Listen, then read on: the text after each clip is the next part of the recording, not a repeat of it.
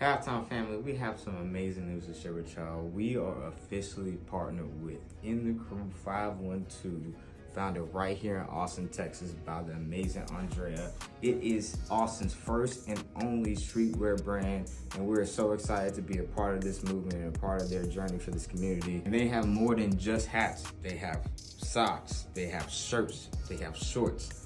Go to their website. The link is in our bio. Use the code HALFTIME for 15% off your entire order. Because listen, In the Crew is elevating Austin style one piece at a time. It's truly the place where local pride meets luxury design.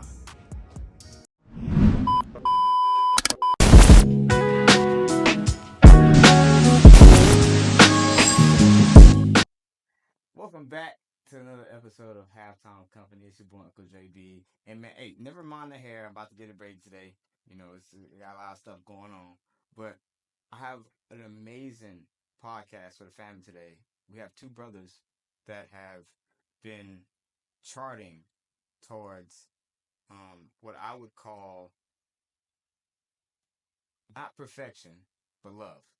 Because in Christianity and the way that God works, you don't try to be perfect. You try to love others, and you try to find love, and you try to be love in itself. And these two amazing brothers have been doing some amazing things, and I can't wait to talk to them about it. But first, I want to shout out JRFC right here. You know what I'm saying? Faith, family, football. And if y'all know this brand, then y'all know the brother and the brothers that I'm about to bring to the stage. And that's my man, Nando and Benji. How y'all doing, man? What's going on, guys? Doing good, doing good. I appreciate y'all for coming on. And not only coming on, but I always tell people, thank you for the vulnerability that you're about to share. Because you guys don't have to come on here and tell me anything. You know, your story is your story. You can keep it to yourself. But to come out and be vulnerable to share it with other people means that you have a gift to give someone that's of love, and that's why I started with that, because you, my man Nando, greeted me with nothing but love when we first spoke, and then you introduced me to your brother who gave me nothing but love. So first off, I want to give you y'all flowers and say thank you both for being who y'all are, because it's hard to find people like that nowadays. You know what I'm saying? So thank y'all for being who y'all are. But enough of me talking. I want to hear about y'all, man. Mainly, majority of my career was in Mexico. What was in Mexico? Mexico, Okay. jumped around Central America, went to Europe a little bit. But my main stay was Mexico. Yeah. Like out of my 10 years playing, 7 of it was Mexico. So you play soccer, and then Benji, you do music. I do make music. I do. Yes. Yeah. So how was that? Actually, real quick before we get into like some good stuff about God, like how's that dynamic as a brotherhood? Like you're an athlete and you're a musician. Yeah. So like how was that? What was crazy is that so we come from a family. We're Mexican, so the hypothetical, like the cliche of we like soccer, right? So basically, my dad basically kind of grew us all up in to love soccer, and with him, he kind of was a beast, man. Like I think no one's broken his record here at Lehman High School. Oh, Yeah, so he's still holding the longest. I forgot what it was. I don't think no one broke it. But basically, like growing up, it was all soccer. So basically, when we grew up, it was all the same. It wasn't really till like we got to like till I got to like middle school years that I started to actually grow into like my full personality. And I was like, man, like the sports was cool, something that you did when you grow up, but like that's whenever those main years you start to figure out like, who am I? What do I like? What are my interests? What is my future gonna hold? Right. So really, I didn't become a musician until like it was introduced to me. Yeah. How was that introduced to you? Um, what's funny enough, like that can open up a whole can of worms. That's a dangerous question. Basically, I had a friend at the time, and he was making music. He actually made a song with X Tentacion, way before like he was found. So he got me straight into the SoundCloud scene by the time I was like 13, 14. Wow. Okay. So I was already deep underground. So like before people heard about like majority of the mainstream artists now, like I was literally talking with them on SoundCloud. Yeah. Yeah. That's dope. But that's also like how old were you when you really started soccer? uh, when I really started to know like this is what I want to do, this is what I'm doing. was probably around the same age, 13, 14. That's really when that's Make that it, age where yeah. where you're trying to figure yourself out. But that's when I knew where I was playing at a high level. I was playing very competitive. I was traveling the country. I was that kid that like I got to miss school with a soccer's note, like, hey, I gotta go play in Colorado, in California for the week. I get to miss school, and like everyone would be like, how did you get to miss school like that? It was because it's the level that I was playing, and so that's when I was like, I want to do this. Like the what I was seeing, what I was living, the players I was meeting, the idols I was meeting, that lifestyle, I just wanted it, and so that's what around that same age, 13, 14 was when I was like, I'm doing this. And then I started my professional hunt or, shots at 17. Yeah, So, that's amazing. yeah. And it's kind of cool how, at the same time, God had, I'm not saying split two brothers, but put y'all on two different tracks at the same time. Yeah. Mm-hmm. You know what I mean? And it kind of like, obviously, we'll get to what we talked about, but I think that it leads to why you both had two separate, you know what I'm saying, encounters. You feel what I'm saying? So Completely different. Yeah. So with that, I would love to ask you both, right? Because correct me if I'm wrong. I always like to ask a question. I don't want to put it on nobody. But both of y'all are believers in Christ. Yes, undeniably. Undeniably. And I love that. So because we here at halftime, we like to talk about adjustments. We like to talk about changes. I'm a big proponent in no believer is perfect. Because I know me, I was not perfect before I came to Christ. For sure. And I can't forget that. Because if I forget that, that means I forget my cross. For sure. You know what I'm saying? So Carry the cross. I would love to hear about y'all's adjustments that y'all made to get to the point. And then from there, we'll talk about a little bit more of what God has done in your life. But what adjustment, if you want to talk about the encounter that y'all both had, but what adjustment really made you say, hey, you know what? I need to follow God. I think I should do mine first because I feel like yours is so much more important. Because I feel like mine leads to yours. You know what I'm saying? Yours also happened first. Exactly. Yeah, that's true. Okay. That's true. That's true. So basically, for me, growing up, I was middle child. So for me, like my parents would like punish me, and they'd forget. Because like I got two younger siblings, I got two older siblings. So like I would literally get grounded, and I just walk out, and then I come back later that night. They're like, "Oh hey, how you doing, mijo?" As if like they completely forgot I was in trouble earlier that day. So like for me, like I was always getting out of trouble. I was always getting away with things because I just didn't get the attention. So it's the again cliche, right? It's just typical. But because of that, it gave me the freedom to explore, and so I got to explore the world very, very early. But I also got to explore it with basically with all the tools that a grown person would have. Like I had older friends that I was able to get an apartment very young. I was able to I had a car, so like basically I had all these components that an adult would have, but like by the time I was like 15, 16, because I was just not trying to. I was rebelling in every way, every format, everything you could think of, just complete rebellion. And my parents say one thing, I didn't want to do it. And like when I ended up dropping out of high school, that's going to lead to this. At like 15 years old, it was the beginning of of junior year. So I was about to be 16. At the time, I started selling drugs. I had cards when they first came out. And so I was like selling like bundles, like 100 plus cards. And I'm 15, 16. So like I'm getting them for 25 a piece. I'm reselling them for sometimes 80. I'm making almost like 20 grand a month. And then because I'm so stupid, spending on an apartment, paying rent, probably more than I should have because I don't know better. And I'm just spending that money on more drugs. You know what I'm saying? And so now, and during this time, I'm pursuing a SoundCloud career, right? It's funny saying it now, but during the time, it was the thing to do, right? And so I'm pursuing the SoundCloud career, and during this time, I started dabbling into dark arts. So I kind of drifted away from my path, or at least I didn't even know what my path really was. But that's when I started getting into like tarot cards, Ouija board, astral projection, um, manifestations, affirmation, meditation, everything you could think of that's new age. I did everything but like rituals. Like I ain't cut no head off a chicken or nothing. You know what I mean? Yeah. Sacrifice. I wasn't sacrificing nothing. I wasn't killing nobody. But it was definitely dark arts. It definitely got twisted. It got wicked for a bit. And so during this time, with that kind of lifestyle comes, of course, females. I was living in promiscuity. Really, it was just a bunch of stuff that someone my age shouldn't be doing at that time. And so during this time, finally, I dropped out of school. Now I'm doing drugs. I graduated from, just weed to like now I'm wanting to do psychedelics, right? So now I'm doing like I'm microdosing on shrooms.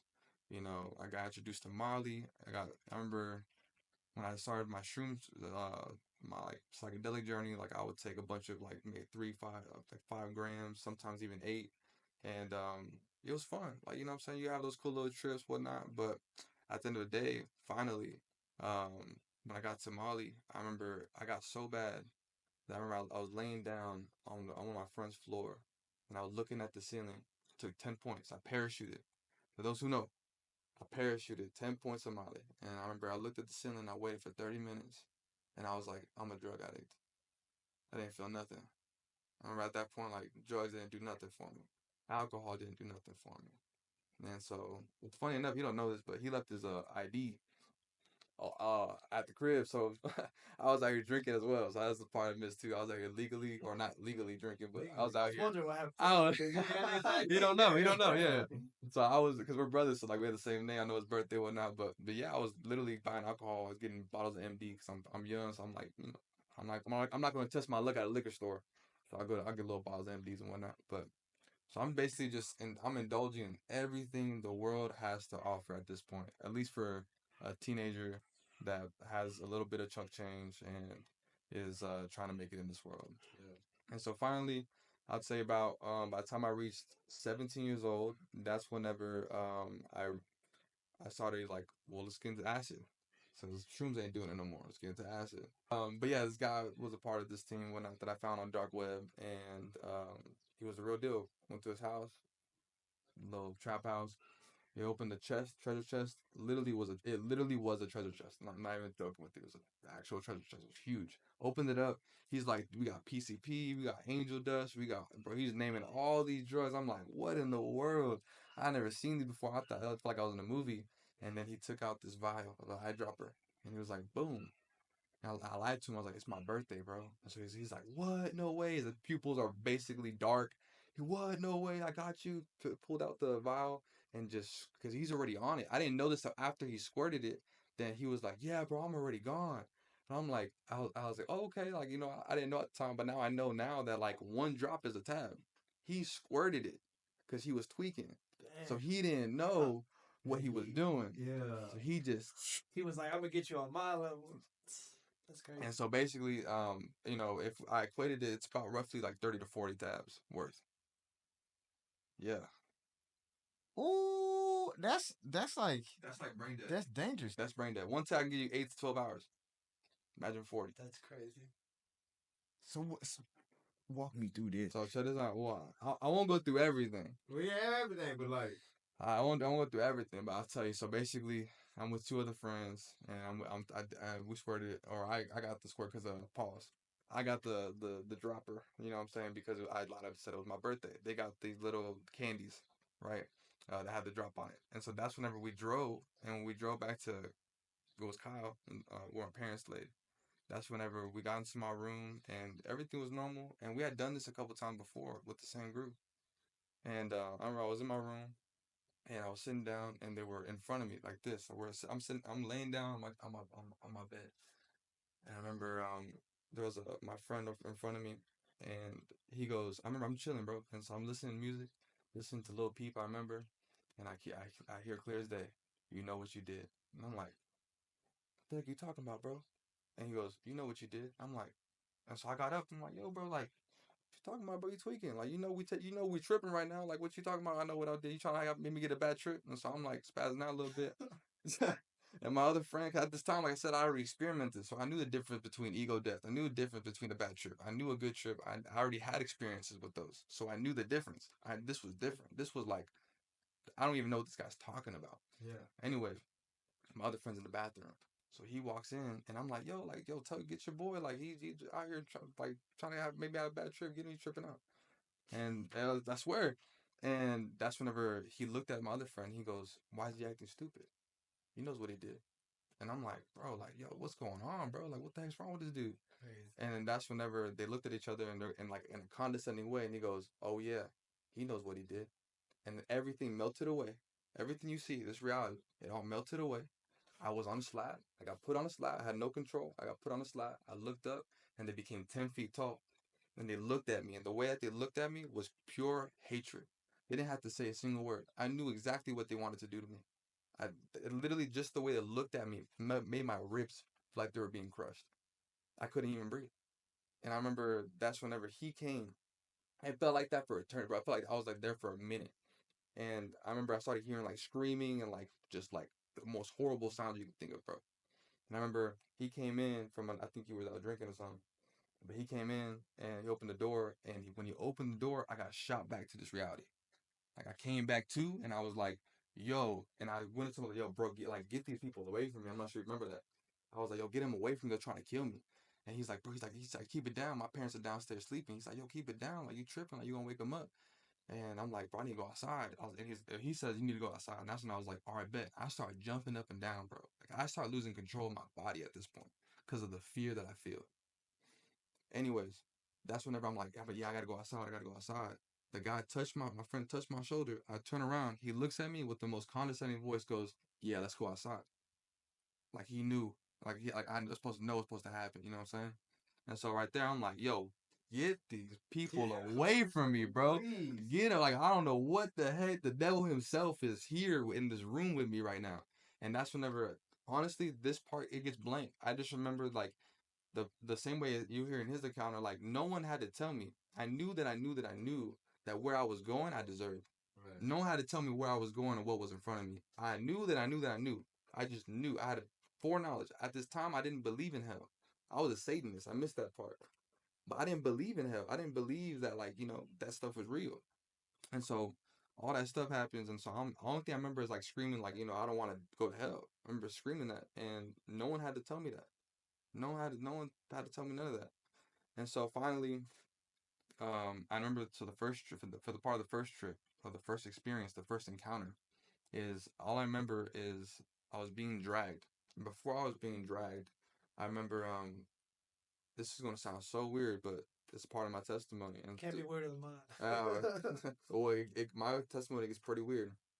There was a part in my testimony where it went completely black, and I remember I saw a white light, and it was my family. It was like you were there, my mom, my sister, my siblings, my dad, and they were reaching their hand out to me, and they were saying "come," but it felt like a trick, and so I stayed back. I'm like, nah, like that. As I reached for it, something just felt like it was like, don't go that way, and like it was a trick, it was a setup, and so I went back, and when I went back, I don't even know how to explain this, bro. Like I saw myself in my stomach. I cannot explain this. I actually haven't thought about this till now. So I feel like God wanted me to talk about this. I don't know. I don't know what this means. If someone's out there, maybe they can explain it. Maybe it's something more spiritual than I can perceive. But I remember I saw myself in like almost as if I had a womb, bro. And I was literally. It felt like there was something like there was like water pumping in and out of my stomach. And I don't know if you remember, you were there, but I was like, bro, I was like, pause, jiggling. But I remember during that time is when they started to drag me, when I felt like this pressure on my stomach, and I had no control of my body, bro. Like I was like literally, I wasn't hyperventilating. It was literally my stomach, and it felt like I could see myself in my stomach. But I was like a baby. And what's crazy, this is where it gets wild, bro. I haven't thought about this in so long. It's weird. It's almost as if it was like repressed. They start dragging me from what they tell me. I only know this because what they told me. Because I did, yeah. He was dragging me. And so during this time, I saw myself as a woman with a hijab. Bro, it's weird, bro. It's weird. This is where people can be like, well, maybe it was a trip, but this is where it gets wild. I saw myself as a job, and I was holding the baby, and it died. So it was myself, right? And so I'm looking at myself, and I'm crying as if I've never cried before. It's like in that moment, I realized, like, bro, I just like died, just like killed myself. And now that I'm seeing it now, it's almost as if I killed my innocence. It's the best way to put it. It's almost as if I had killed my innocence at that moment. And so remember, they threw me in the tub. This is from what I know. And y'all threw hot water, right? At first, but then I switched it to cold. Yeah. So this is where it gets crazy, bro. So this was crazy. How long was I in hot water for? Probably for a minute. Yeah, bro. Check this out, bro. This is where it gets crazy. So It's pitch black, and it feels like eternity, bro. Like forever. Like I can't even explain it. After that experience, so from what I know, that I'm in the tub, and so I'm in the tub, right, and boom, I see a white light, and it's my mom's face, and it's so small. Like I'm talking about like tiny, bro. Like I saw it, and I was like, that's my mom, bro. I start screaming top of my lungs, "You are right, God is real," and it goes boom, and I'm like, "You are right, God is real," and I'm screaming, crying. Boom, you are right, God is real. Boom, and this reality came back. And I'm looking at my mom, and bro, I'm butt naked, bro. I'm butt naked in this bathtub. And I know it sounds funny, but like, that's the truth. And I remember it was just my mom in there. I got out that I got out when you were screaming. Yeah. And I was screaming that right. I was screaming, "You are right, God is real." And what's crazy though, this is where it gets wild, bro. Was when I was screaming, it sounded like I knew that I was screaming at the top of my lungs, but when I came back, I had no strength in me at all. I'm over here thinking I'm screaming, but in reality, I'm like this. "You all right, God is real." I'm whispering it, bro. I have no more. I'm like depleted, whole way, all like no power in me anymore. And my mom picks me up, and I get off the tub, and she helps dress me. And again, blackout. I wake up. My brother's on the way to the airport. He sent my mom a text about how the creator who invented acid regretted ever making it because he saw demons and witches. And so, but what's crazy is that I'm laying there on my mom, and she's like, my legs on her lap, and she's rubbing through my hair, and she goes, look what Nando sent. And this word is wild, bro. Remember, I looked at the message. I looked at it for 2 seconds. I glanced at it, bro. I looked at it, looked to my right, and I saw my front door, and I looked up, and I knew everything that what he sent said. I knew everything it said. I didn't even have to read it. I didn't scroll. My mom can tell you, I didn't scroll on the phone. I looked at it for 2 seconds. I knew every word it said, and I still remember it without ever having to scroll. And it was a long paragraph. That's what doesn't make sense to me. But what's wilder is that when I looked at the door and I looked up, it was the biggest deja vu moment. It was as if like I had been there before. It had already happened. As if like my whole life was supposed to come to this point. It was. It was. It was God's plan, right? Yeah. And so it's so weird, but like, I got to experience that. And then to finish the story, um, I was dumb enough to do it again 2 weeks later. Because at the time I was around the people I was around, very new age. They were like, "Yo, it's because you grew up Christian, it's because you grew up hearing about God. It's just in your mind, like it's just your psyche, something that like you subconsciously think about." And I was like, "Nah, but you know what?" And it's like, "You gotta do it again, bro. You just fighting your demons, and like That was a bad trip. your bad trip, bro. Bad trip, huh? Yeah." And so, but it's more than that, and I know it's more than that because and when I did it again, the second time, I think I did like 5 tabs. I did it again the second time. I almost feel like God did this to me. God was like, "All right, I'm gonna let you have it." Let you have it. That's basically what it felt like. That's what he does. That's what he let me play with the fire. And so He chastised the ones that he loved. exactly. And so it was almost like you got chastised in that moment. Oh, 100%. In that trip. 100%. I feel like Paul, thorn in my flesh. 100%. It keeps me humble. Every time I think or I get too proud in my walk with God, I remember, wait, you could have took my life. You could at any moment you could. It was too much. You see what I'm saying? So second part. So I did it again 2 weeks later. Many people are gonna be like, I didn't take the location, guys. So you're gonna be like, oh, it's because you went to the same location, bro. I promise you, bro, it gets crazy. So again, this same location with one of the same persons. The other person wasn't there, but I had another friend that was with me. But we did it again, and this time it wasn't. You know what you did? It was a straight to the best way to put it, to like whatever you want to call it, third heaven, whatever you want to call it, bro. Straight to the spiritual realm, and it was like again, boom. I felt death knocking at my door. That's the best way to put it. Death itself was knocking at my door. Yeah. And that's whenever I was right there. And the second time, I remember this time it was my sister that saved me. And I started screaming again. My older sister came in, and she got the boys to leave that were with me. And when my friend that was leaving, the main person, I looked at him, and this is so wild, bro. This is how I know that God was with me, because I remember I went up to him. It was one that went like a giant the first time. He was the one that said, "You know what you did." Because remember, I wanted to fight my demons, right? I was like, I didn't want to be a little B word, right? I was like, I'm gonna fight my demons. Yeah. This is why I did it again. For those who are asking, I did it again because I wanted to prove to myself that God wasn't real. That was why I did it. I wanted to prove to myself that hell was not real. And so whenever He went down the steps. I remember I was saying goodbye to him. I remember I was like, yo, bro, I know it's not you. I don't even know how I said that. I told the devil, yo, I know it's not you. And I dapped him up. He looked at me, bro, and his eyes were completely black. And he smiled. And look at them, they like smile like a condescending smile, like I got you. You know what I mean? And he walked out. Come back around me if you want to. Exactly. And so, but when I went with my sister, I remember, bro, I felt so hopeless in that moment, bro. I felt so hopeless. And I looked at my mom came up the stairs too, and my sister aired out all my dirty laundry, bro. And this was wild though. I wasn't home for like 3 years, 3 years. My older sister knows nothing about me, nothing about at the time, nothing what I was doing, who I was, who I hung with. She knew nothing. I never talked to her that way.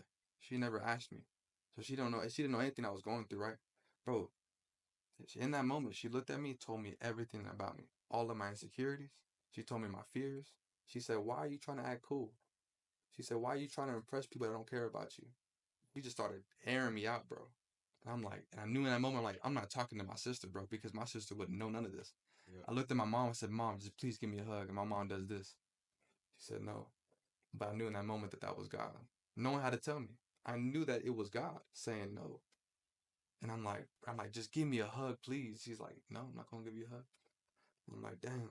And so I'm tweaking. I'm like, at this point, I'm like, no one's helping me, bro. And every time I talk to someone, they just say what I'm thinking. I literally, God was like, I'm not allowing anyone to talk to you. Wild, right? I couldn't talk to anybody, bro. They would just say my thoughts. It's kind of crazy that, you know, when God chastises you, we got to also remember that he chastises us in order for us to not only fall on our knees and humble ourselves, but also to do what Jesus did. Yeah. Right? We sometimes forget that. That's right. We sometimes forget that Jesus called on God in the garden. Why have you forsaken me? Mm-hmm. Take this cup from me. Mm-hmm. Where you at? Why you fold your arms on me like that? Mm-hmm. And it's on us to go through it. You know what I'm saying? It's on us to fight through that feeling of this, like, I'm alone type feeling. Yeah. Because in actuality, we're not alone. No. In actuality, we have the exact same strength and the exact same spirit. That's right. That Jesus had. That's right. It's kind of cool how you went through hell. Literally. Hell. Form of it, at least. Bound. What you're talking about is what people don't understand. Is like what he said when he said there would be gnashing of teeth. Literally, bro. Right? Like you're like, yeah, bro. It was like like, you can't move. Like you're in a void. You can't even speak. He left the part out, and the part that I walked in on. What I remember is I walked in and I was already sobering up because I was I think I had already showered or I was gonna shower because I walked in after a night out. What I usually do, I was actually visiting. I was playing in one of the countries and I was visiting my parents for a few weeks, and so I went out and when I came back, this is what I walked in on. So when I came and I was like, I got a 5 a.m. flight. I'm walking in at 3 something. I'm trying to rush out of there and to walk in and find this. I'm like, what's going on? I walk in. I think from based on his now that I hear his full testimony, I walked in on the part where his friends are looking down on him and they're 10 feet tall and he's gnashing and he's so scared. And in that moment, my first reaction was tell them to yo, get out of here, like get out of here. What's going on? And then he's not responsive. He can't at this. His eyes are wide open and he's looking at me like this, but no words are coming out. Just blank, bro. Blank face, like I'm looking at my spirit, like I'm looking at a wax doll, like just wide eyed. But Benji, like, but no response. He's going. The devil has him, and he's going through what he just described to you. So my first reaction is shower. And so that's when it jumps to the dragging. Yeah. So I'm dragging him to the shower. At this point, me yelling at his friends and the commotion, mom wakes up. And so as I throw him in the shower, I just turn the water all the way. And when you turn it all the way, it's one of those turning ones. So when you turn it all the way, you're getting to get hot. Yeah. And that's just from adrenaline, like, boom, turn it on and just throw him in there. And I know mom's awake now. I'm seeing the lights from downstairs. I'm like, damn, mom's awake. So now I'm trying to like smack him, like, yo, I'm punching him, bro. I'm like, snap out of it. And then that's when I start to hear God is real. God is real. But my adrenaline, I'm just like, now I got to worry about my parents. And I think I actually tell him like, yo, look what you about to put mom through. And so when my mom gets there, my mom actually catches me like smacking him, and she's like freaking out, like, what are you doing? Because she doesn't know what kind of state he's in. So she just sees me like hitting him, and so she has no idea, like, what did he do? What's going on? And so that's when she tells me, get out. And then she must have controlled them. So that throughout that whole altercation of me hitting him, that's all hot water. Yeah. So that's when like when I must have left, that's when mom turned it to cold. It's kind of crazy. And just so you know who my mom is, she knows. She's worked with CPS. She's a social worker. She knows how to deal with these crises. Yeah, she's spirit-filled too. And she's spirit-filled too. So she knew how to handle him spiritually and emotionally, and how to physically, like, cold water is what sobers up. And so that's when I walked out. What were you about to say?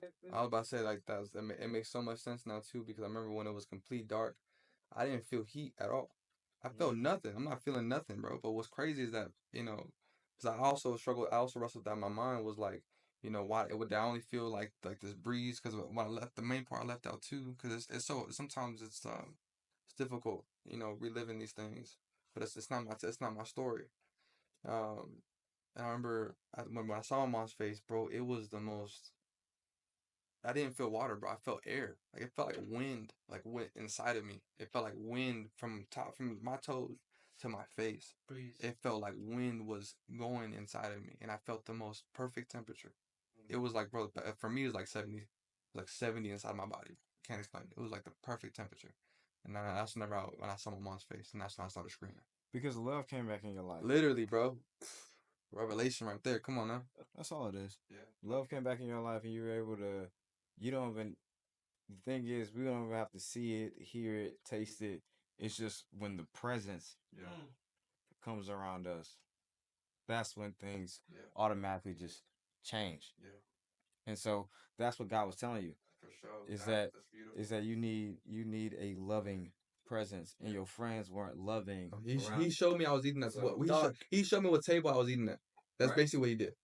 He basically unveiled. He was like, "This is who you're eating with. You're in a den of wolves." And it's kind of crazy how you said you had yours before, right? Before yours. Now, how is it for you that seeing him going through that situation, right?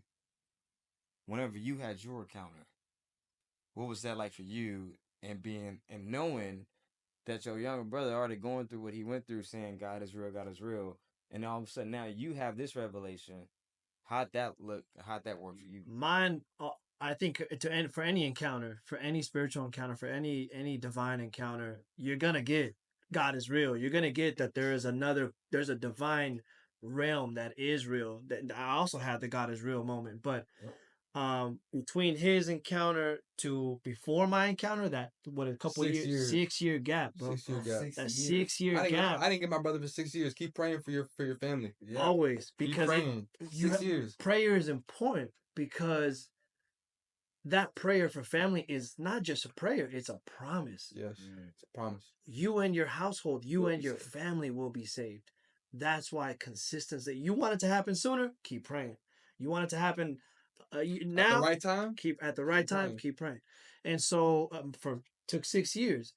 And if I'm being completely honest, mine, so you kind of understand, we're ready to dive in it? All right.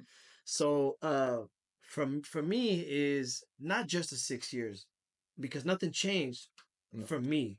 It got a little worse, actually. I even got worse. So he told me about his encounter, and my family told me about his encounter, and he was actually preaching his encounter. He turned, like I said, any encounter will have you changed. Not like undeniably, your eyes are open now. Yep. And so you can't go back. So I understand now, like, why he was in that Just straight Jesus free. saved me, like, Yeah, or Jesus all that the way. God is real. And so from then on, and so, but I saw him like I saw everybody else as I did growing up. We're Christian kids, we're preachers kids. We and just like many of us, many of you that will be watching this are, oh, it's because I grew up in the church. I believe it. It's Nope. because I saw it growing up. It's because it's already in the back of my mind. If that were so, why was I in the world? Why did I completely Disregard everything. disregard anything I knew, right? And so when I went on this journey of mine, this career of mine, for my first rookie year, I still had God with me. And I always prayed up to that point. I want to be a pro. I want to be on TV. I want to. This is what you gifted me with. This is what you made me, a soccer player. And throughout my testimony, you'll see how that changes. And so this is who I'm meant to be. This is my purpose. Let's go. And in that first year, I still had him with me. I still had him with me to where I had teammates that were Christian. After practice, I was so set. My friend, I'm talking about my first year. I was so set. Oh, after practice, I'm gonna hit the gym. I'm gonna dedicate. I'm doing this. This is me. Nah, I had friends go after practice. Let's go catch Starbucks. Let's go read the Bible. Let's go take some notes. Let's go talk about God. And I'm like, man, I did 17 years of that. Like I'm ready to play. Like I'm ready to commit to this. And it's not how it works. Then they'd even come over randomly to my house. And a teammate of mine would come knock on my door, would come blow me up. I'm outside. We're going to church on Sunday. After 6 days of training, twice a day, you just want to sleep on Sunday. Nah, knock on my door, blow me up. Let's go to church. And so fast forward the year, if anyone knows in the athletic world, your contracts aren't that long. If you're blessed with a long one, that's what's up. But you're usually looking at a year or two of a contract. So like that, since I was a rookie, I had a longer one. Since they were older, they were only limited. And so that year came up, and I lost all those Christian friends. I was unleashed. I was. I don't got no more babysitters. I ain't got no more angels around me. I probably always do, but I didn't have them physically to pull me in because I was a knucklehead. I was a bad kid, or I was just hungry. I was ambitious with the world, with what I wanted. I wanted the material. Desires. I wanted the desires. I wanted the fame. I wanted the glory. I wanted I wanted to be on there, and I lost any guidance that I had in person. So fast forward, my career is now always looking like this. It's a roller coaster. I'm going to this country, going to this team, going to this city, going to this state, going to another country, always just bouncing around. And I didn't find out. I didn't find out until my encounter as to why. And he gave it to me plain and simple. It's because you stopped talking to me. It's because you stopped talking to me. It's because I disconnected. And the scariest place you can be is disconnected. It's disconnected from who we're supposed to be to who we want to be. And this world is temporary. The skin, I call it a skin. This is just a skin. I call it a little meat sack. Yeah, it is. It is. We are body, mind, and spirit. The spirit, and it's funny because the spirit is who we are inside. This is just a wrap. And so now that I gave you a kind of background, little vision, I'll dive into the night it happened. And mine's very fresh. Mine happened in October. Oh wow. Okay. Yeah, and so in October, me and my girl like to have our little Harry Potter binge fest. That little spooky time, and we like Harry Potter and stuff. So, now this year will be different. But Before you start, I want to say something. The reason why ours connects, I want to explain why it connects, so you don't have to guess. The reason why it connects is because I went to hell. I experienced the devil, and his testimony actually brought freedom in my testimony. So if there's anyone that experienced something similar to me, because I know I'm not the only one, there's many people that have my experience, but then not many people has had his experience. His experience that gave me freedom and understanding not only why I went through what I went through, but also explaining the love and mercy of God in a way that our minds cannot comprehend. So when you hear this story, like I just pray that it gives you the same freedom it gave me to understand that we have a loving God that is filled with mercy, that is endless. And to add on to that, God's always gonna meet you Yeah. where he knows you'll understand him. Mhm. He's gonna meet you at the center of your world and your understanding. Not if God show me in some crazy miraculous way, which he can, but he's gonna give it to you where you will understand and Yes. you'll have your God is real moment. Yes. Like there's no coincidence. This is crazy, but Yep. this happened. And so Harry Potter. Harry Potter, we're watching Harry Potter. And in the midst of Harry Potter, I think we're like on movie number 3 or something. Right when like Harry's already, I think it's number 3. I forgot what it is. I already forgot. Like you know how it's Harry Potter and the Sorcerer's Stone or something. Yeah, I forgot yeah, yeah. whatever number 3 is. Where now Harry Potter's in his magic. He's already there. All the spells are going. It's more action now and more mystical. And so as I sit back, I go into this daze. I go into this like my mind just wandered off onto this screen and I couldn't stop thinking how crazy, how beautiful Harry Potter is in from like a director, from a creation standpoint. Like the imagination and the creation that the director had to have to put this on a screen, this is just so perfect. Like the magic, the spells, the graphics, the 3D, the 4D, like the actors, everything is perfect to make this movie. For this movie to have come out like this, it's just, so my mind is like, I'm watching Harry Potter, my mind is thinking this. And then it goes even deeper. Then I'm like, all creation has to have a creator. This design, this movie didn't direct and didn't make itself. Come on. This world didn't make itself. We didn't just poof into existence. We were designed. Come on. We were created. If a movie like Harry, of a thing like Harry Potter, what we see, and we think that's reality, imagine imagine how this was made. This was perfectly designed. So my mind is diving deep in this, like just awe, right? And out of nowhere, my 4-year-old comes running. And so when my 4-year-old comes running, as a dad, you're like, oh, she had a bad dream because she's running. She's got that run like, oh, up the dark. I got a long dark hallway. Oh, I'm like, oh shoot, what happened? And so my daughter has this like sadness in her eyes, and as I lean forward and I'm trying to figure out, to read her facial expressions and just, oh, did you have a bad dream? No, no, no. I was like, do you want to go back to sleep? And she's like, yeah. It hit me. And for those, it's one of those, I didn't know it then, but if you know, that little voice that we call a conscience, it's not. It's him. And so that voice said, it's time to tell her about me. Before this, I never read the word. And I got them tattooed everywhere, but I never read the word. And neither did my 4-year-old. Yeah, love the honesty. Right? And so I never prayed. And she never seen me pray, doesn't know anything about what God is. But I heard the voice. It's time to tell her about me. You also forgot the part where she was crying. Oh, I get there. That's next. Oh, snap. And so I'm like, that was weird, but let's go. As I'm walking down the hallway, remember, when the spirit talks, when that little voice talks, now we know it's probably best to be obedient. Listen to it, because if not, God gonna give you a little smack and hit it to you again. And so when I heard the voice and I ignored the first one, I just said, that was weird. Time to tell her about me. What was that about? Why did I get that thought? And so I'm walking down the hallway, and as we're turning a corner, it's a corner right before we enter her room, she stops me.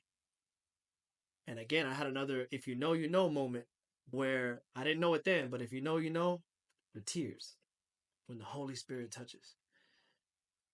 She says, Daddy, why am I crying? I'm happy. I feel fine. Why? What is this? And she's got her hair down. So I'm like looking. And then I kid you not, bro. I've never seen such fast flowing tears in my life. Water, water, water, water. Just couldn't stop flowing. And I was like, oh my God. So I'm like wiping. I'm like, Mommy, what's wrong? What are you sad? Papi, I'm happy. Why am I crying? I didn't understand what it was. Now I know. And so I thought that was weird, but then the voice hit again. Tell her about me. And so this time I obeyed. So I'm like trying to, as I'm walking her to her bed, I'm trying to gather the words to explain to a 4-year-old. How do you explain what God is, right? Who God is? How do you explain to a little one? And so as I'm laying in bed, bro, I'm trying to gather the words. So I kind of like kid it down, right? I daddy it down to where, well, mommy, we have fingers, we have hands, and we have feet and our hair. Um, Somebody made us. We have a God that made us, that made these fingers. And I'm like showing her. And in the distance, bro, I have a German Shepherd. In the distance, I hear my dog. It's a long hallway. You get the echo. And, you know, the little feet when dogs are the nails that I need to clip, right? Take her to PetSmart and clip them. She's coming, bro.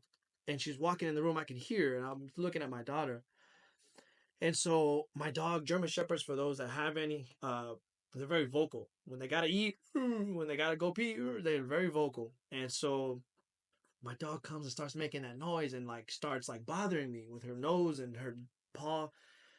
And then I'm like, stop it, Kaya. And as I'm still I'm about to keep explaining to my daughter, my dog hits me with one of these. Like big paw, like whole leg, just like boom, like on me. And the voice hit. It's me. And so I stop. I look at my shepherd. I look at my dog. Just to see if I just didn't, it's not just my mind anymore. And then she does it again. This time looks in my eyes and goes, it's me. And so when I go like this, spooked as hell, when I go like this, my daughter,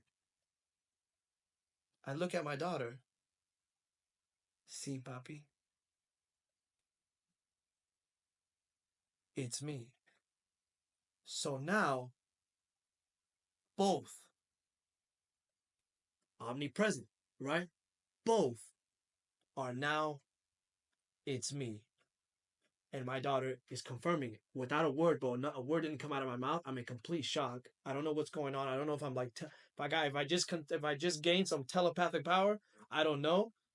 But now I stand up, bro. I shoot up the bed. I get off the bed, and I'm going crazy. And my dog, full circle, and rejoicing, dancing, full circle, going crazy. And I'm like, God, is this you? Like, without a word, everything's happening in my mind. What I'm telling you in this room right now is I never said a word. so Everything was spiritual. Everything was mental in my mind. And so when I look down at my dog again, going in circles, is it you? My dog again, and then goes in circles. And then as I'm looking at my dog, my daughter gets up. She's jumping on the bed. In my mind again, I'm like, there's no way. There's no way this is happening right now. My daughter starts jumping. And she goes, see, papi. Again, she goes, yes, papi. And so as I take in this moment, I'm like petting my dog and I'm like, this is you. Like in my mind again, like this is really happening. I'm hugging my dog, like this is no way. Like in that moment, bro, I feel such love. enjoy. Such love and joy, bro. It's the room became 90 degrees out of nowhere. But in such like when I say 90 degrees, I meant like imagine if you were cold.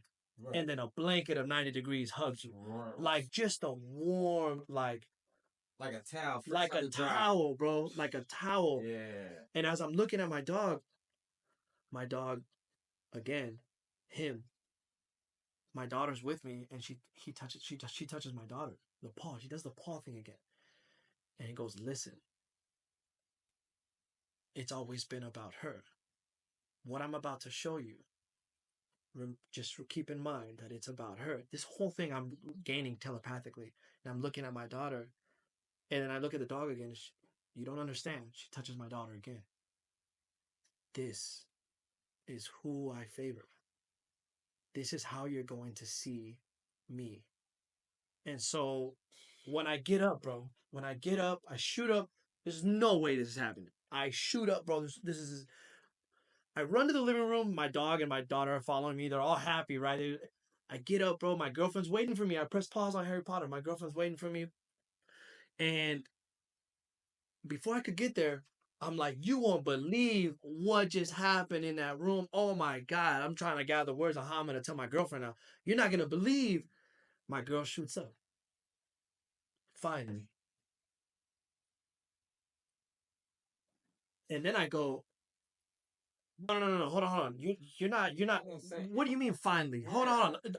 Let me try. Let me just gather the words so I can tell you what happened. And mind you, she don't know God. She don't know God. She don't know She nothing, just bro. getting to know God. She don't know. She don't know. She don't come from a Christian family. She don't even know. I mean, she might have heard Jesus Christ, but she don't know nothing about this spiritual realm, the omnipresence, the love, the grace. She don't know nothing. Not even a scripture, not even a word, not even the what is it, the Lord's Prayer, not even the Lord's Prayer, bro. At this time. At this time. Yeah. And so she gets up and goes, finally. And I go, what do you mean finally? Let me tell you what happened. She goes, I already know. Then it hit me again. Have a seat.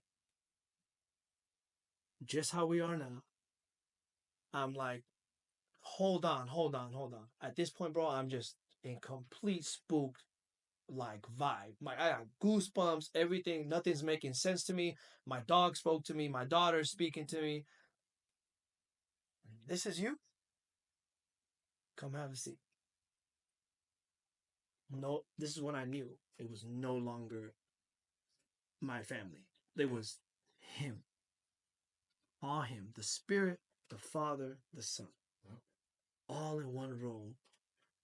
And now speaking to me. As clear as I'm speaking to you.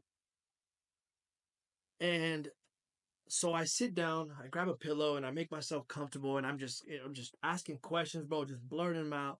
And I'm just I'm gonna go with the Spirit here, and just kind of, I asked him all my questions, bro. Every doubt, every question mark I had in my life, I gave it to him, and I had a whole interview, bro. Here comes the clippy. And so here comes the bars, and mind you, I don't know the word, I don't know the Bible, I didn't know the Bible, and so I start off by saying, in this moment when it's just me and him now, me and my girlfriend, it's gonna sound weird, just me and him. My daughter and the dog are just in their own playground, bro. They're just playing, wrestling. They're just while I'm having this interview with him. And so I jump to one of the questions as to, you're showing me this as clear as day. We're having a conversation. This is you. Why can't you show the world like you're showing me now? You could just poof and enter everybody. You can do it. You can talk through everybody. You could show us this crazy experience and everyone will believe. He could. Everyone will believe. Imagine if your mom talked to you or your wife, fiance. Imagine. You would be like, wow, this is a divine presence. What the heck is this? And my daughter's playing wrestling with the dog. She has her boxing gloves on. She does jujitsu and boxing and stuff. And on the label, on the logo of the boxing glove, is the skull of death. It's the skull with the X skeletons. Yeah. As I'm asking the question, I'm sitting comfortable, and he looks at my daughter. Didn't even answer the question. Just looks at my daughter. Then my daughter goes and hits me with the glove. Looks at me and goes, and then goes and keeps playing. My spirit received the answer. Crazy. Death, sin, the enemy. Because of the enemy, we cannot see. We're blinded by the enemy. He's always speaking through people. He is always speaking through life. Always. Through the birds, through the bees, through people, through your friends, through a stranger saying, God bless you, through a homeless saying, feed me. He's always speaking. You never know when you're courting angels. Never know. And so another question I asked was, why now? Why me? Why now? I've done so much sin. I've cheated. I've lied. I'm unfaithful, fornication, everything, drugs, alcoholic. Why me? I've done it all. Chief of sinners. Chief of sinners. For those that know and those that see, especially here in Austin, Texas, will know. Liar, cheater, alcoholic, drugs. Why me? I don't understand it. Then he goes, why not you? And what are you talking about? And I go, it's so weird to confess this because I'm looking at my girlfriend, but my spirit knows it's him. So it's like, God, I don't want to tell you all that, like I'm not gonna spill the beans, bro. Like it's my girl, like looks at me again and goes, what are you talking about? Without knowing the word, bro, he threw me Hebrews 8:12 in my brain. Because of faith, I remember your sins no more. What are you talking about? What preaching? What sin? And I sat back and I go, it's that simple. He goes, what are you talking about? Never acknowledged. Never once acknowledged, but just said, what are you talking about? He can't acknowledge it. He never once acknowledged. I know what you're talking about. He always sat there and just said, what sin? Let me ask you a question. How far is the farthest east and the farthest west? How far are they? They're pretty far. Yeah. And that's what he does with your sins. He casts them east to west. I would never remember them. And he just sat there, bro. But my spirit received it. It was crazy. Like 6 months before he had this encounter, he was baptized. Didn't know why. Got baptized in something. My dad was fasting for him to be baptized. That was my dad's main mission. He didn't know why he needed baptized, but he felt it was led to, and he obeyed. And then 6 months later, so that makes sense that why he would say, "What are you talking about?"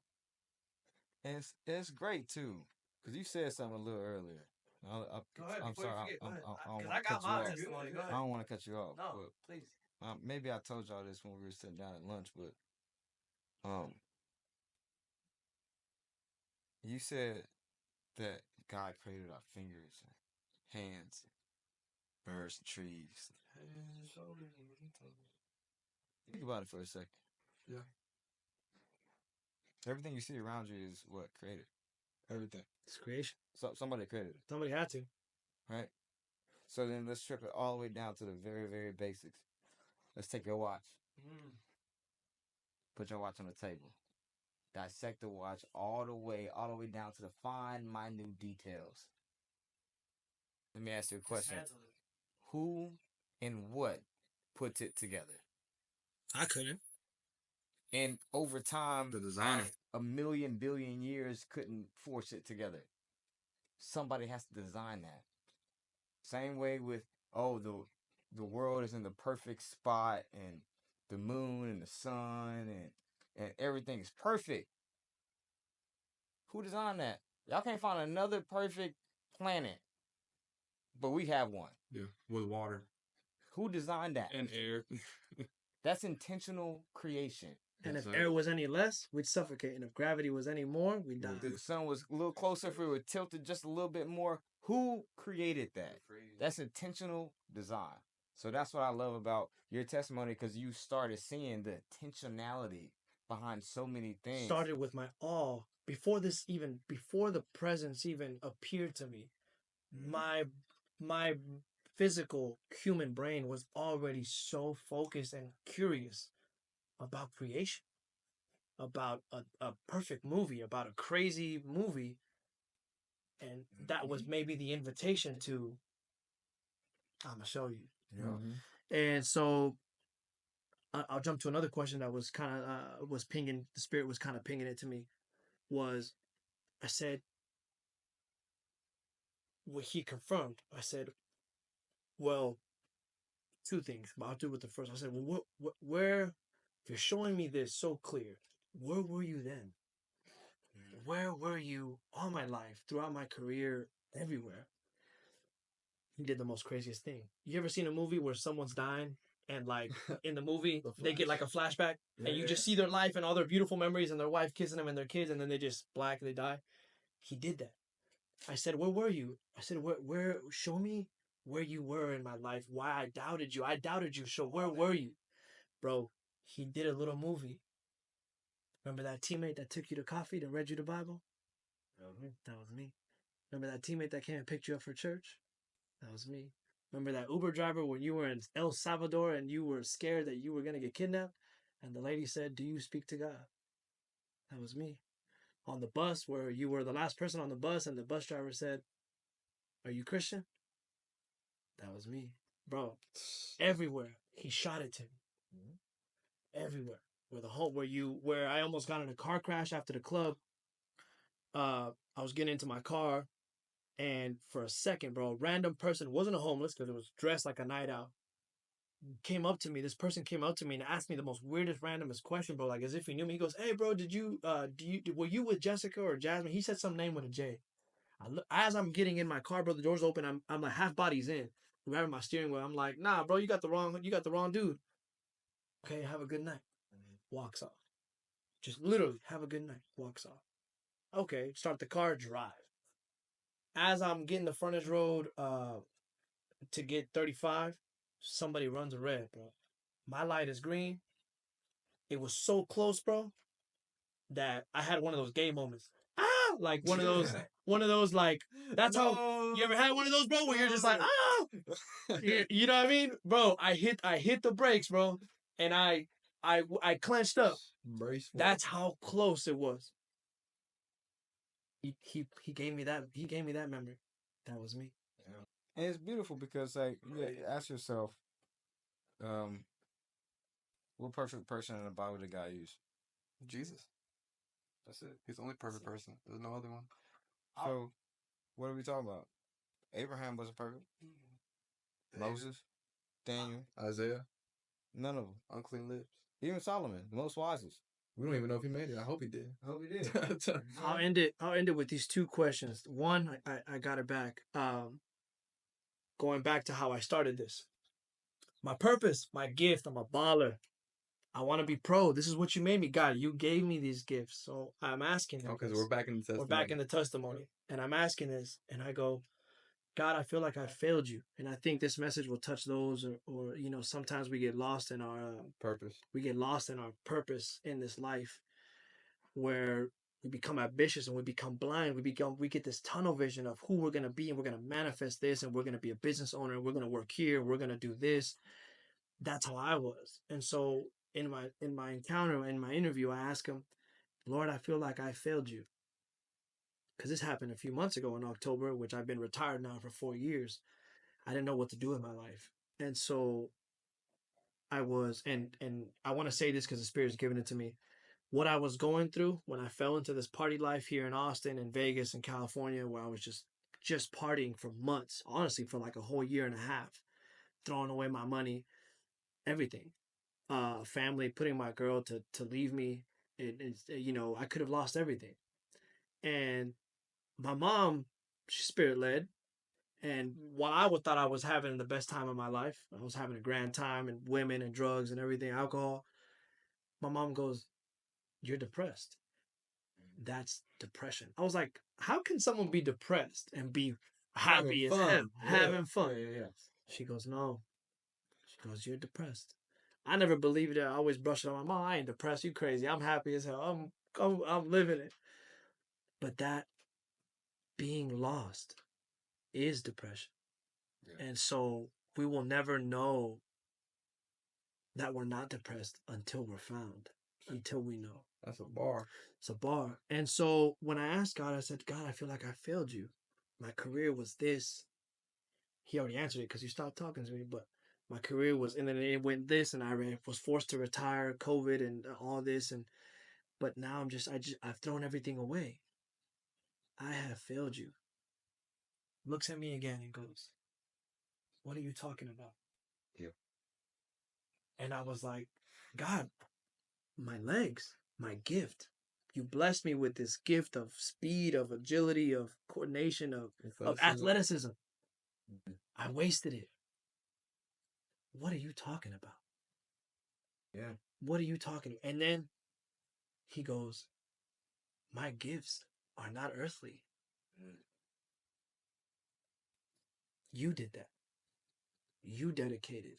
You trained. You took the time. You put the effort. You put the heart. Mm-hmm. You practiced all those hours. You did it. He goes, I didn't do that. Yeah. I only gave you one gift. Life. And how do you use that? Life. It's how you use that. Everything else you do on this earth is for you. My gifts are spiritual. My gift is eternal life. Abundant. Abundant. And abundant is not just like you're good at one thing. Rich.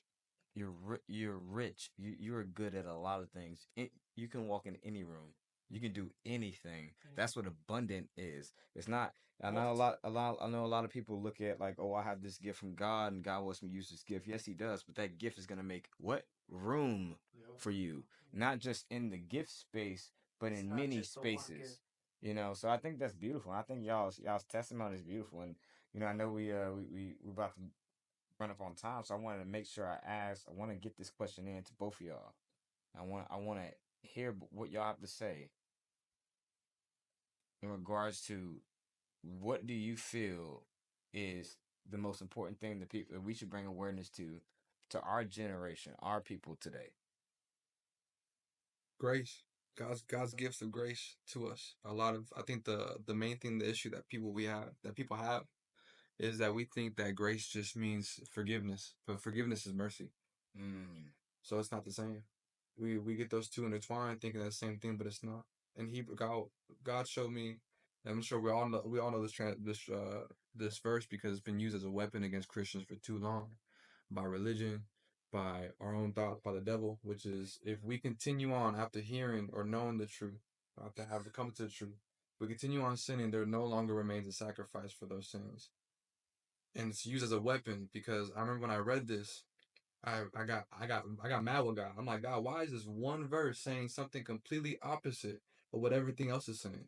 And I remember I sat and I read this one verse for literally not 2 days. I read it for 2 days, but I was hours in those 2 days just trying to flesh this out with God. I was so like, what does this mean? Like wrestling bad. I'm like, God, like, why is this here? Why would the writer of Hebrews say this?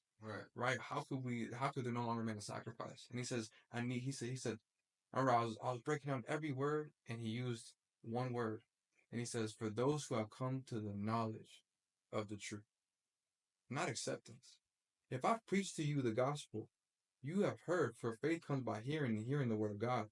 You have come into the knowledge of the truth that Jesus has died and resurrected and will come back again for the second judgment and raise the dead. You've heard the truth. But if you do not accept, well, guess what? You only have knowledge. And so because you have knowledge and you choose to deny the one person offering, the one sacrifice offering to take your sin, well, then who's going to answer for your sin if not Jesus? You do. And for one sin, if you've sinned once, you've broken all the law. So how will you stand before God? And so this is why we cannot connect the two. Grace is actually God's spirit within us. And I'm going to bring up a verse because I want to slam this for anyone who wants to in the comments say something, because this is the one that actually solidified it for me, where I understood that grace is actually the spirit of God. There's another one in Hebrews, but the main one is actually in John. And it's my favorite. And I'll read it in King James too, just for those the little Bible thumpers. Check this out. John 1:15. It says this: John bare witness of him and cried, saying, this is he of whom I was talking about. He that comes after me is preferred before me, for he was before me, and of his fullness have all we received, and grace for grace. For the law was given by Moses, but grace and truth came by Jesus Christ. The reason why this solidified what I'm telling you, that grace of the Holy Spirit, is this. The first grace, when I asked God what this meant, and I battled this, he showed me again one word. He said, look at the word for, F-O-R. I went to the Greek, and that word means to substitute. It says this: for the law was given by Moses, but grace and truth came by Jesus Christ. For we have received grace for grace. The first grace was that God says, this is Israel, my chosen people. he knew that they were going to deny him, and yet he still chose them. Oh, Jerusalem, Jerusalem, how long, like a mother hen to receive you, right? That was that piece that was the first grace. They didn't deserve it, but he said, you are a holy nation, a holy people. That was a grace that he said, you will be my holy people, set apart. Everyone else they can have their little pagan gods, the gods that have eyes but don't see, ears but don't hear. But you have the living God. That's the first grace. The second grace is what? The substitution. The new grace, which is Jesus Christ that dwells inside of us. So when you speak about grace, why I want viewers to know this, why it's so important, is that when you know what you're saying, because the grace is now that you're saved, you've been set free from sin. So grace is actually the Holy Spirit inside of you that gives you the power to overcome sin. So now there is no excuse to sin because that's not your new nature. Now it doesn't make any sense. When sin is now confronted with you, it makes no sense to go that way because that's not who you are. Because now you have a new spirit. Because when you confess that Jesus was Lord, you died in that moment. All things pass away. All things pass. Exactly. So that's what grace is. So when we talk about grace, we have to know 100% certain what are we talking about. Because many people say, well, God will give me grace.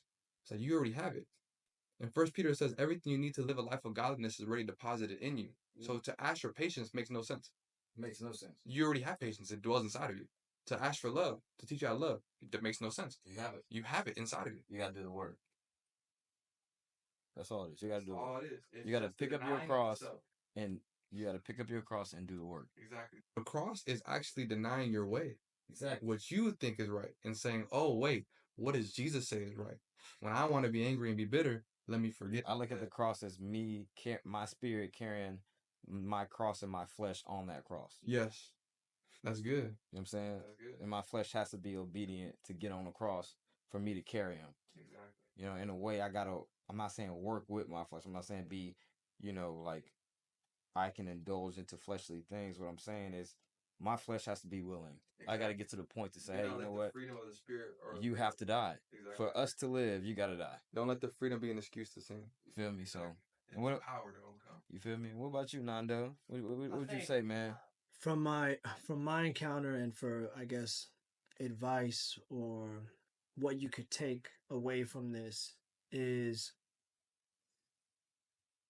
that tunnel vision of the desires that you have on this earth, of your goals, what you think your purpose is, that you have to do, that you're going to school for, that you're working for, that you're trying to get the promotion for, that you just want to be somebody in this life. Know and remember that this is temporary. Yes. This body, proven and is a fact, has a time stamp. Expiration date. Has an expiration date. This body has an expiration date. And so don't focus on the material. Don't focus too much on this life. And honestly, it just goes back to I know I saw another homie of yours, Matthew 6:33. Oh yeah. Yep. Literally. Yep. Well, how do we do that, Nando? How do we do that, JB? Seek him first and his righteousness, and all else will be given to you. Yes. So have that connection. Look for him. Seek and you shall find. Knock and the door will be open to you. So find that connection. Seek him. Ask questions. It's okay to ask questions. It's okay to search. It's okay to be curious. Do it, because you will find. You will find your answers. And so I guess that's just my advice to whoever's watching. And just don't worry so much about the gifts and the pleasures and the desires. Enjoy life. Enjoy the gift. Don't forget the gift he actually gave us, which is this life. So enjoy it. And two, what I hear both of y'all saying is that he gave us this gift of love 100%. that we get to express. Can't be nothing else. And what did he say in the Bible? Like, my greatest commandment of them all. Love one another. Love others. I have loved you. So I think it's absolutely beautiful that you both have experienced God in his full nature. And that's what I think a lot of people don't understand or see, is that God is not just a lamb that is here to be sacrificed. No. He's also a lion that's here to roar and here to devour and conquer. And I think when you think about your testimony, you experience that joy. And then you think about your testimony where you experienced literal hell. Yeah. Well, that's the full spectrum of who God is. Exactly. If you want to read, which one did you like? The one that described omnipresence? Oh, bro, this is so crazy, bro. Last night I couldn't sleep, bro, because, and I was gonna open up the book just to kind of get clarity or a word, but something led me to ChatGPT, bro, to just ask it questions about how. I asked ChatGPT, "Hey, Chat, if you had this experience, this encounter, how would you go about telling it?" And so this is which one was it? It says, when what you're describing, being met by God through the people you love, being known so intimately that no words were needed, and then realizing that Jesus wasn't just with you, but in them. It's like you stepped into the truth of omnipresence firsthand, not as an idea, but as a reality. Because it is reality. Yeah. But to step in the reality of God's reality. Right. We have this reality. We have this reality. Yeah, but God's reality of like God being in all things, through all things, in all things. That all is things. reality. That is right? His reality. That's Right. how He made all things. So what I'm saying is Let like us make man in God's image. That was His reality. His reality. Omnipresent. Right? And like the thing is that what I try to tell people is that He created this reality for us to dwell with Him. Literally. There was a gift. Right? It was a gift. And so when He removed Himself, yes, now this is our reality and He has something else that He will bring here. Yes. But at the same time, like people gotta understand what you see now, what you feel now. It's temporary. It's temporary. But the same way you feel, you touch, you understand. That's how His reality is too. Because what did the rich man and Lazarus? What did the rich man say when he got in hell? Hey, can you just give me a drop? Just a drop. So that means that he can see. Yeah. Because he saw Lazarus. That means he can feel. Bro. That means he can touch. No, bro, this is crazy, bro. So that means that everything that happens there, everything that's happening here is going to happen there, but it's going to be intensified. Bro, I'm tweaking. So this out. I got woken up at 5:30 in the morning, and I didn't know if it was God or for the devil, because I got woken up this morning. Now you know. I know what you just said, bro. You brought up the Lazarus thing. I woke up 5:30 in the morning. I couldn't get the idea of my mind about what happens when we die. Are we met with the Lord in heaven? Of course, no, because that's not until the second coming. But I was struggling with this. Literally woke up for 2 hours before I even came here, bro. Struggling with this, and God was showing me that when we come with the Lord, when we die, is that our soul is at rest, but our spirit is getting to God, because who's in us now? He is. So we go back to be what? In paradise. But the heaven is not the goal. Heaven will be destroyed with earth. Heaven ain't the goal. It's to be with Him. Exactly. So those who are struggling with that thought of like, I got woken up about this, so I know it's not for me. I also want to give you this one before we get out of here. Yeah. Because I think it's a big revelation for you. Ask yourself, why was that book named Lazarus and the Rich Man? Wow. Why do you think? You mean, come on. Everything that's good, everything that is godly, everything that is good will be stripped away, and everything that's evil will be evil. You are not your name no more. That's my name. I'm taking that from you. God didn't even call him by his name. He called him by a rich man. He said, oh, that just rich man down there. You don't got your name. You don't have anything good. You don't have water. You don't have air to breathe. You have nothing. Everything good, even your name, is taken from you. That's good. Crazy. Because why else would you... Why Lazarus, who did nothing in that life, and then rich man. What does rich man mean? Oh, you're just a rich man. That means that you are literally the lowest of the low. No one remember you. No one will remember you. I'm going to take your name from you while you're in hell. But I was just a rich man. That's all you got to say? And I want people to start thinking about that. Think about that when you're thinking about, oh, I do this or I do that. This is who I am. My works will get me to heaven. No, they will not. Yo.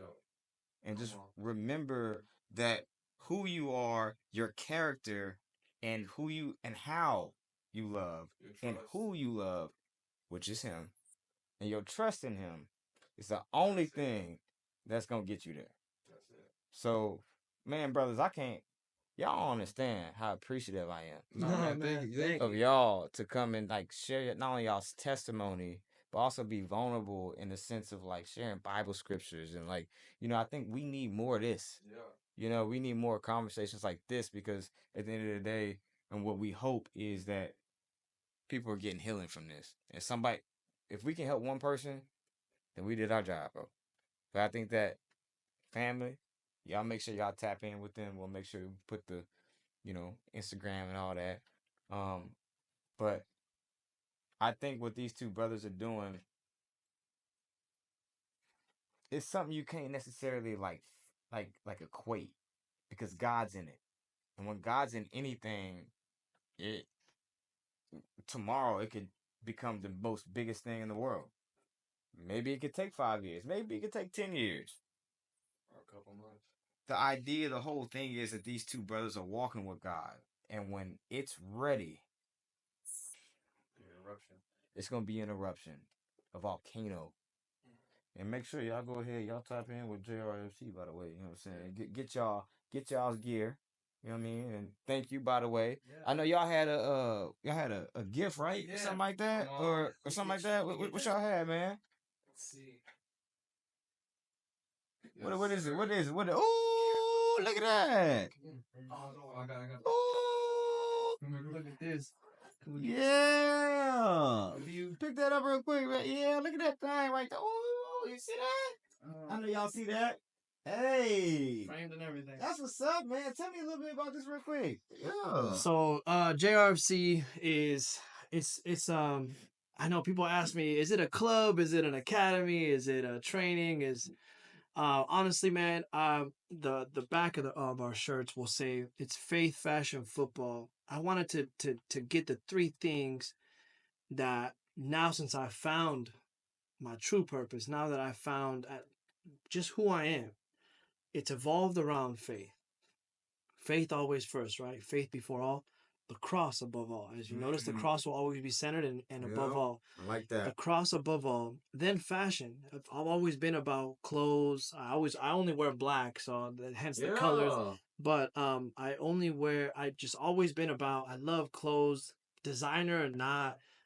Me and my brother have something in common. We like to thrift. We like to just be on, sometimes even make our own trends. I've Yeah. always been about making our own Facts. trends. And so I wanted to bring soccer, and if you know, soccer is very influential. Yes. Messi, Ronaldo, Neymar, international, and anything around here and all anything those guys wear, anything those guys do, becomes a trend, becomes fashion, Right. and so people know that football, soccer is fashion. So I wanted to create a brand where it embodies that. It can transform that into the fashion world, and people can just not just wear it like I'm wearing it today, you wearing it today. We don't got to work out in it, we don't got to plan it. We can, but we can also wear. We can also wear it. We can go wear it grocery shopping. We can wear it out. I know guys have been hitting me up like, oh, I would wear yours at the club, and I'm like, go ahead.